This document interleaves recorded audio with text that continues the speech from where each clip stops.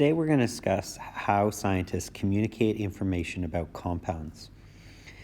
Remember, a compound is any substance that contains two or more atoms that are different elements. Now these atoms either transfer electrons back and forth or they share electrons to become stable. There are two main types of compounds: ionic compounds and molecular compounds. Let's focus on how scientists communicate about ionic ones first. Ionic compounds usually form when you have a metal and a non-metal atom that are exchanging electrons or transferring electrons. The metal usually gives the electrons to the non-metal so that they both become stable, giving them either 8 electrons in their valence shell or no electrons. Because of this electron transfer, you get cations with positive charges and anions with full negative charges, and opposite charges attract each other. The two atoms will get stuck to each other because of this opposite charge attraction.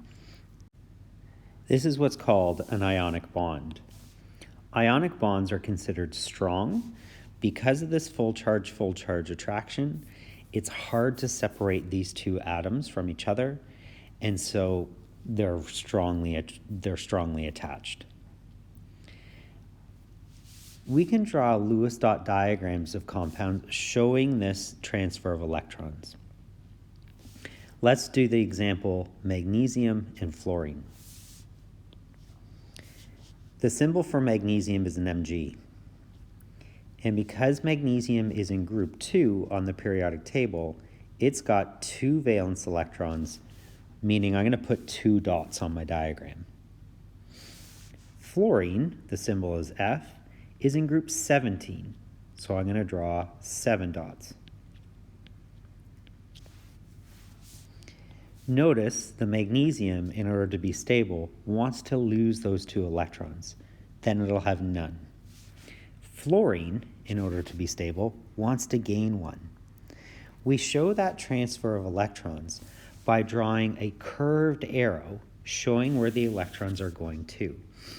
So this top electron on the magnesium can go over to the fluorine. When that fluorine gains that electron, it'll become a 1- charge. But you notice that magnesium still has an electron. It needs a second fluorine to steal it. To show that transfer, I draw an arrow showing where the electron is going to go. This fluorine atom is going to have a 1- charge on it when it gains that electron. And because the magnesium loses 2 electrons, it'll end up having a 2+ charge on it. When you're doing ionic compound diagrams, just keep adding more atoms, more magnesiums, more fluorines in this case, until all of your atoms are stable. Remember, your atoms are stable when they have 8 electrons or when they have none. Here's how you write names for ionic compounds. Step number 1, you write down the name for the metal. You can find these names on the periodic table if you have trouble figuring out how to spell them. Just copy them right off the table. So if I'm naming MgF2, that first element, the Mg, that's a magnesium. So I would write down magnesium. For step 2, I'm going to write down the name of the second element, that non-metal. But I'm going to change the last 3 letters of that name to IDE. So F is a fluorine. I'm going to change that to fluoride.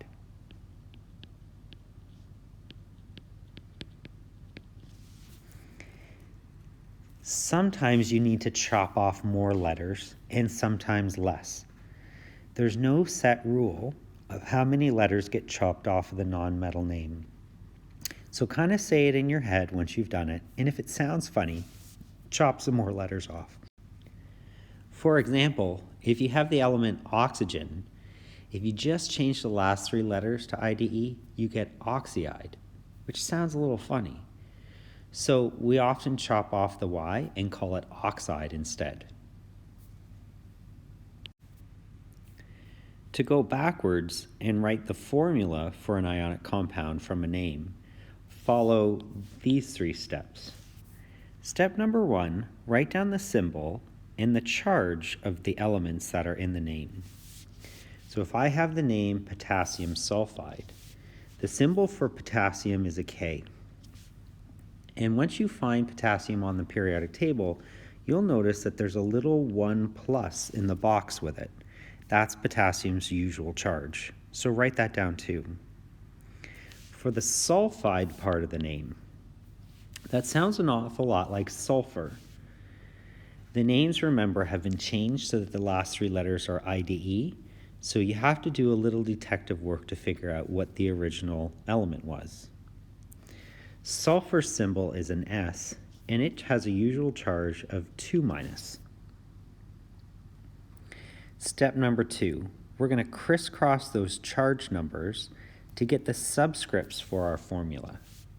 What I mean by that is you're going to take this number 1 and you're going to write it down as a subscript number for sulfur. And you're going to take this 2 and write it down and across as the subscript for potassium. We do this X pattern, which is why this is called the crisscross method. Now notice I just moved the numbers. I didn't move the signs. I left the positive and the negative sign up top because that's where charges belong. So now my formula for potassium sulfide is K2S. This one here, we don't have to write. It becomes a little invisible one. For the last step, step number 3, you look at your subscript numbers and see if you can reduce them into lower terms.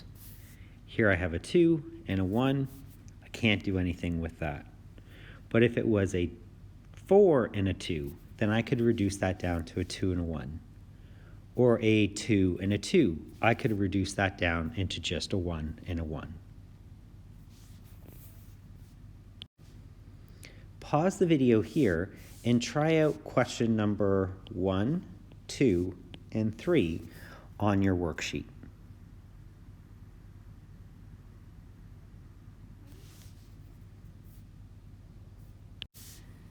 Now let's have a look at molecular compounds. They're formed when you have 2 or more non-metal elements bonded together. And those nonmetals are going to share electrons to become stable and get 8 electrons in their outside shells. When they share electrons, these are known as covalent bonds, and they're weaker than ionic bonds. They're easier to break. So if we have to rank them from strongest to weakest, ionic bonds beat covalent bonds. When you're drawing Lewis diagrams of molecular compounds, we don't do these arrows and we don't do full charges on our diagram because our electrons don't get fully transferred. We show electrons being shared by drawing circles around them. When you're piecing together a compound, you can only share electrons that are already not in a pair, meaning that there's only a single dot on the side of your diagram. Remember, atoms want to share electrons until they have 8 electrons, but hydrogen only wants 2 to become stable because that would fill the first shell. Let's draw an example of an oxygen with 2 hydrogens to make a water molecule. Oxygen is in group 16, so it's going to start off with 6 dots.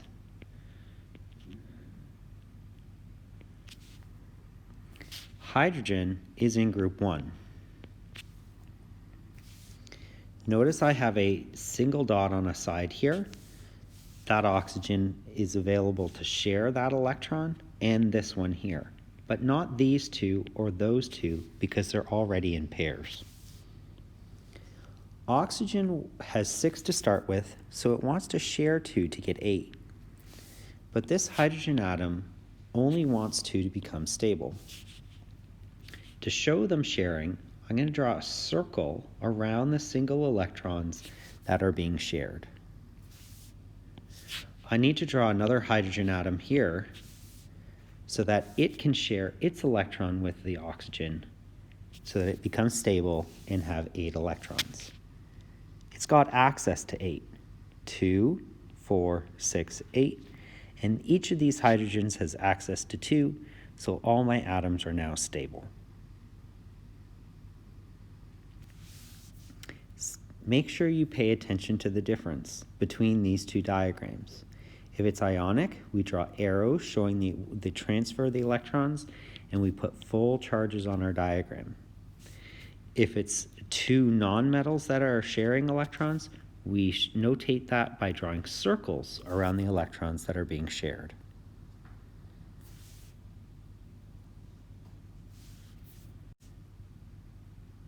Now here's a little terminology when you're sharing electrons.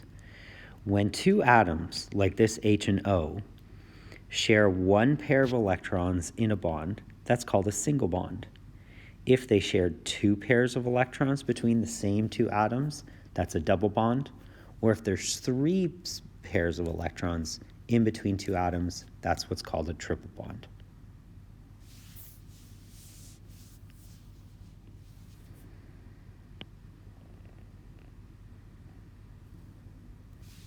How do you write names for molecular compounds? We're going to follow these 3 steps. Step number 1, you're going to name the first nonmetal. In my example down here, I have hydrogen.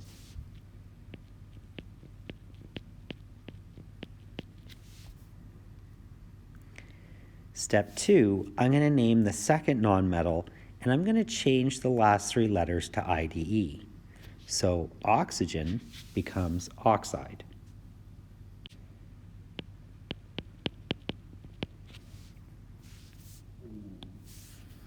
Step number 3, we're going to put these things called molecular prefixes in front of each of those element names to tell us how many of each atom there are. Notice I have 2 hydrogens. The prefix for that is di. And you notice in my compound I only have 1 oxygen. The prefix for 1 is mono. So H2O, commonly called water, its formal chemistry name is dihydrogen monoxide.